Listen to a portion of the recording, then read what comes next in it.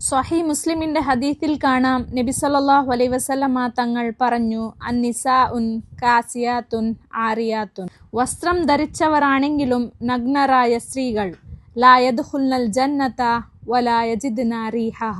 അവർ സ്വർഗത്തിൽ പ്രവേശിക്കുകയില്ല, അതിന്റെ സുഗന്ധം പോലും അവർ അനുഭവിക്കുകയില്ല. ആ ഒരു കാലഘട്ടത്തിലാണ് നാം ഉള്ളത്. നാം ധരിക്കുന്ന വസ്ത്രം ഇസ്ലാം പറഞ്ഞ രീതിയിലുണ്ടോ? ഇസ്ലാം പറഞ്ഞ ഹിജാബിന്റെ കണ്ടീഷൻസ് എന്തൊക്കെയാണ്? ഒന്നാമത്തത്, ശരീരം മുഴുവനും മറന്നതായിരിക്കണം.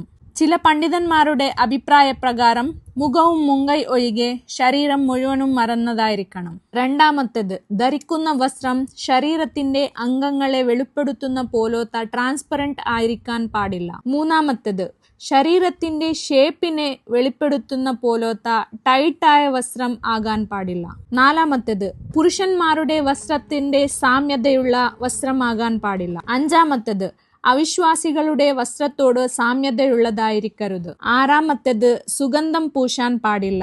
അത് അന്യപുരുഷന്മാരെ ആകർഷിക്കാനുള്ള സാധ്യതയുണ്ട്. ഇനി ഈ കാലഘട്ടത്തിൽ നടന്നുകൊണ്ടിരിക്കുന്ന ഹിജാബിന്റെ മേജർ പ്രോബ്ലംസ് എന്തൊക്കെയാണ് എന്ന് ഇൻഷാ അല്ലാഹ് അടുത്ത വീഡിയോയിൽ സംസാരിക്കാം.